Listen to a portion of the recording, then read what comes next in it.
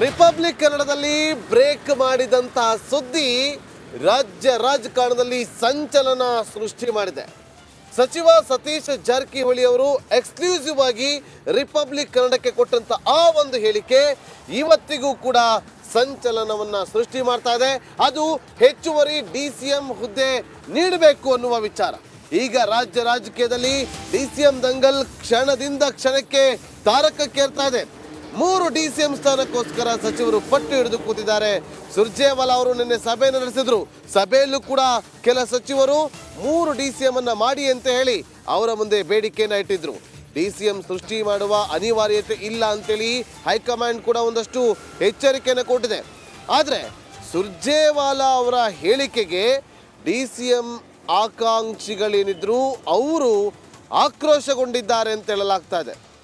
ಸುರ್ಜೇವಾಲಾ ವಿರುದ್ಧ 7 ಹಿರಿಯ ಸಚಿವರು ಸಿಡಿದೆದ್ದಿದ್ದಾರೆ.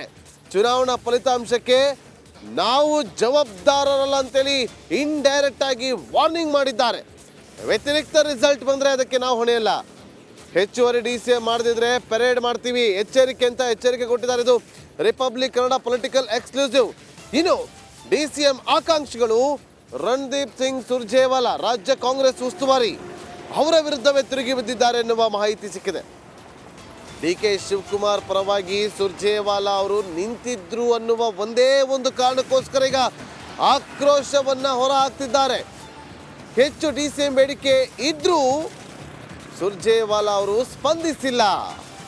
ದೆಹಲಿ ನಾಯಕರಿಗೆ ಸರಿಯಾಗಿ ಮನವರಿಕೆಯನ್ನು ಕೂಡ ಮಾಡಿಕೊಡ್ತಾ ಇಲ್ಲ. ಹೀಗಾಗಿ ಸುರ್ಜೇವಾಲಾ ವಿರುದ್ಧ ಆಕ್ರೋಶಗೊಂಡಿರುವಂತಹ ಸಚಿವರು. ಹಾಗಾದ್ರೆ ಕಾಂಗ್ರೆಸ್ನ ರೆಬಲ್ ಸಚಿವರ ಪ್ಲಾನ್ಗಳೇನು? ಶಕ್ತಿ ಪ್ರದರ್ಶನದಿಂದ ಹೈಕಮಾಂಡ್ ಗಮನ ಸೆಳೆಯಲು ತಂತ್ರವನ್ನೇನಾದರೂ ರೂಪಿಸಿದ್ದಾರಾ?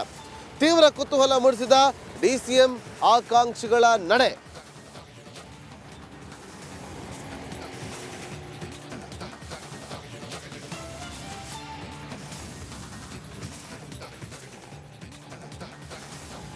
ಮತ್ತಷ್ಟು ಮಾಹಿತಿಯನ್ನು ಕೊಡೋದಕ್ಕೆ ನಮ್ಮ ಪೊಲಿಟಿಕಲ್ ಬ್ಯೂರೋ ಹೆಡ್ ಆಗಿರುವಂತಹ ವಿಜಯ್ ಲೈವ್ ನಲ್ಲಿ ಜಾಯ್ನ್ ಆಗಿದ್ದಾರೆ. ವಿಜಯ್, ಪೆರೇಡ್ ನಡೆಸ್ತಾರಾ ಸಚಿವರು?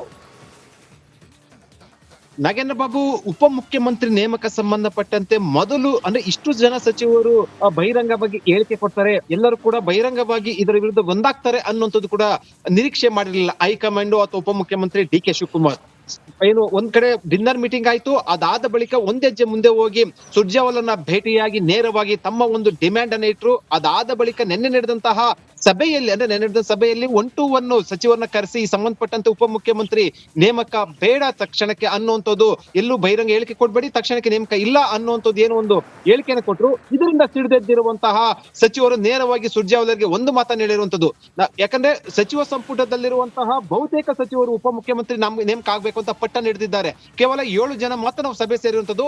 ಅಗತ್ಯ ಬಿದ್ರೆ ಇನ್ನು 7 ರಿಂದ 8 ಜನ ಸಚಿವರು ಕೂಡ ನಾವು ಒಟ್ಟುಡ್ತೀವಿ. ಅಂದ್ರೆ ಯಾವುದೇ ಕಾರಣಕ್ಕೂ ಉಪಮುಖ್ಯಮಂತ್ರಿ ನೇಮಕ ಆಗೋದನ್ನ ತಡೆ ಹಿಡಿಬಾರ್ದು, ಉಪಮುಖ್ಯಮಂತ್ರಿ ನೇಮಕ ಆಗ್ಲೇಬೇಕು ಹೆಚ್ಚುವರಿ ಅಂತ ಏನು ಆಗ್ರಹವನ್ನು ವ್ಯಕ್ತಪಡಿಸಿದ್ರು. ಹೈಕಮಾಂಡ್ ಇನ್ನೊಂದ್ ಕಡೆ ಸಕಾರಾತ್ಮಕವಾಗಿ ಸ್ಪಂದಿಸದ ಹಿನ್ನೆಲೆಯಲ್ಲಿ ಸಿಡಿದೆದ್ದಿರುವಂತಹ ಏನು ಸಚಿವರು ಆಕ್ರೋಶಗೊಂಡಿರುವಂತದ್ದು.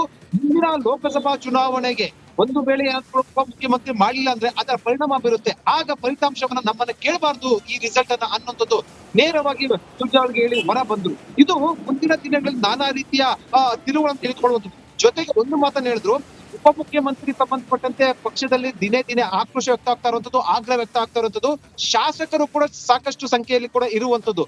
ಬೇಕಾದ್ರೆ ಶಾಸಕರನ್ನ ಮತ್ತು ಸಚಿವರನ್ನ ಪೆರೇಡ್ ನಡೆಸ್ತೇವೆ, ಈ ಸಂಬಂಧಪಟ್ಟಂತೆ ಬಲ ಪ್ರದರ್ಶನ ಮಾಡ್ತೇವೆ ಅಂತ ಏನು ಸೂಚ್ಯವಾಗಿ ಹೇಳಿರುವಂತದ್ದು. ಇದು ಹೈಕಮಾಂಡ್ ನ ಒಂದು ಇಕ್ಕಟ್ಟಿಗೆ ಸಿಲುಕಿರುವಂತದ್ದು. ಈ ಒಂದು ವೇಳೆ ಉಪಮುಖ್ಯಮಂತ್ರಿ ಸ್ಥಾನ ಇನ್ನೂ ಕೂಡ ಪೆಂಡಿಂಗ್ ಇರೋದಂದ್ರೆ ಉಪಮುಖ್ಯಮಂತ್ರಿ ಸ್ಥಾನ ಸಂಬಂಧಪಟ್ಟಂತೆ ಸ್ಪಷ್ಟತೆ ತೆಗೆದುಕೊಳ್ಳಿಲ್ಲ ಅಂತಂದ್ರೆ, ಅಂದ್ರೆ ಉಪಮುಖ್ಯಮಂತ್ರಿ ನೇಮಕ 3 ರಿಂದ 4 ಸ್ಥಾನ ಮಾಡಿಲ್ಲ ಅಂತಂದ್ರೆ ಮುಂದಿನ ದಿನಗಳಲ್ಲಿ ಶಾಸಕರ ಮತ್ತು ಸಚಿವರ ಗುಂಪು ಮತ್ತು ಪೆರೇಡ್ ಆಗುವಂತಹ ಸಾಧ್ಯತೆ ಇರುವಂತದ್ದು. ನಾಗೇಂದ್ರ ಬಾಬು, ವಿಜಯ್ ನೋಡಿ, ಈಗ ನಿನ್ನೆ ಸಭೆ ನಡೆಯುತ್ತೆ, ಸುರ್ಜೇವಾಲಾ ಅವರು ಸಭೆಯನ್ನು ನಡೆಸ್ತಾರೆ. ಆ ಸಭೆಯಲ್ಲಿ ಸಚಿವರು ಬೇಡಿಕೆ ಇಟ್ಟಿದ್ದಾರೆ. ಆದರೆ ಹೈಕಮಾಂಡ್ ಈಗ ಇರುವಂಥದ್ದು, ಹೈಕಮಾಂಡ್ ಮುಂದಿನ ಹಾದಿ ಹೇಗಿರುತ್ತೆ? ಯಾಕಂತಂದ್ರೆ ಈಗ ಸಚಿವರು ಪರೇಡ್ ನಡೆಸ್ತೀನಿ ಅಂತ ಹೇಳ್ತಿದ್ದಾರೆ. ಮತ್ತೊಂದು ಕಡೆ DK ಶಿವಕುಮಾರ್ ಅವರು ಹೆಚ್ಚುವರಿ ಸ್ಥಾನ ಕೊಟ್ಟರೆ ನಾನು ಹಿಂದೆ ಸರಿತೀನಿ ಅಂತ ಹೇಳಿದ್ದಾರೆ. ಇದೆಲ್ಲವೂ ಕೂಡ ನೋಡಿದ್ರೆ ಗೊಂದಲದ ಗೂಡಾಗಿದೆ. ಹೇಗೆ ನಿವಾರಿಸುತ್ತೆ ಇದೆಲ್ಲ ಸಮಸ್ಯೆಗಳನ್ನು ಹೈಕಮಾಂಡ್? ವಿಜಯ್, ಎಕ್ಸಾಕ್ಟ್ಲಿ ನಾಗೇಂದ್ರ ಬಾಬು, ಉಪಮುಖ್ಯಮಂತ್ರಿ ನೇಮಕದ ವಿಚಾರ ಸಂಬಂಧಪಟ್ಟಂತೆ ನೇಮಕ ಮಾಡಿದ್ರೆ ಒಂದ್ ಸಂಕಷ್ಟ, ನೇಮಕ ಮಾಡ್ಲಿಲ್ಲ ಅಂದ್ರೆ ಮತ್ತೊಂದು ಸಂಕಷ್ಟ ಆಗಿರುವಂತದ್ದು. ಯಾಕಂದ್ರೆ ಉಪಮುಖ್ಯಮಂತ್ರಿ 4 ಹೆಚ್ಚುವರಿ ಉಪಮುಖ್ಯಮಂತ್ರಿ ನೇಮಕದ ಹಿಂದೆ ಕೇವಲ ಸಚಿವರಲ್ಲ, ಖುದ್ದು ಮುಖ್ಯಮಂತ್ರಿ ಸಿದ್ದರಾಮಯ್ಯ ಇರುವಂತದ್ದು. ಇದನ್ನ ರಿಪಬ್ಲಿಕ್ ಕನ್ನಡ ಮೂಲಕ ಖುದ್ದು ಸತೀಶ್ ಜಾರಕಿಹೊಳಿ ಹೇಳಿದ್ದಾರೆ. ಹೌದು, ಅಂದ್ರೆ ಈ ಹಿಂದೆ ನೀವು ಉಪಮುಖ್ಯಮಂತ್ರಿ ನೇಮಕ ಸಂದರ್ಭದಲ್ಲಿ ಆಗ್ಲೇ ಹೈಕಮಾಂಡ್ ಮುಂದೆ ಸಿದ್ದರಾಮಯ್ಯ ಹೇಳಿದ್ರು, ಕೇವಲ ಒಬ್ಬರನ್ನಲ್ಲ, ಡಿ ಕೆ ಶಿವಕುಮಾರ್ನಲ್ಲ, ಇನ್ನು 3ರಿಂದ 4 ಮಾಡಬೇಕು ಅಂತ ಖುದ್ದು ಸಿದ್ದರಾಮಯ್ಯ ಹೇಳಿದ್ರು ಅಂತ ಬಹಿರಂಗ ಪಡಿಸಿರುವಂತದ್ದು. ಈ ಹಿನ್ನೆಲೆಯಲ್ಲಿ ಉಪಮುಖ್ಯಮಂತ್ರಿ ನೇಮಕದ ಹಿಂದೆ ಸಂಪೂರ್ಣವಾಗಿ ಡಿ ಕೆ ಸಿದ್ದರಾಮಯ್ಯ ಅವರ ಬಲ ಇರುವಂತ ಹಿನ್ನೆಲೆಯಲ್ಲಿ, ಸಿದ್ದರಾಮಯ್ಯ ಬೆಂಬಲ ಇರುವಂತ ಹಿನ್ನೆಲೆಯಲ್ಲಿ ಹೈಕಮಾಂಡ್ ಕೂಡ ಇಕ್ಕಟ್ಟಿಗೆ ಸಿಲುಕಿರುವಂತದ್ದು. ಇದೆಲ್ಲ ಅರಿತಂತ ಡಿ ಕೆ ಶಿವಕುಮಾರ್ ನೇರವಾಗಿ ಒಂದು ಮೆಸೇಜ್ ಅನ್ನ ಕೊಟ್ಟರು, ಒಂದು ಹೈಕಮಾಂಡ್ ಜೊತೆ ಮಾತಾಡಿದ್ರು. ಉಪಮುಖ್ಯಮಂತ್ರಿ ಏನಾದ್ರೂ ಕೂಡ ಹೆಚ್ಚುವರಿ ಉಪಮುಖ್ಯಮಂತ್ರಿ ನೇಮಕ ಮಾಡಿದ್ರೆ ನಾನು ಉಪಮುಖ್ಯಮಂತ್ರಿ ಸ್ಥಾನಕ್ಕೆ ರಿಸೈನ್ ಮಾಡ್ತೀನಿ ಅಂತ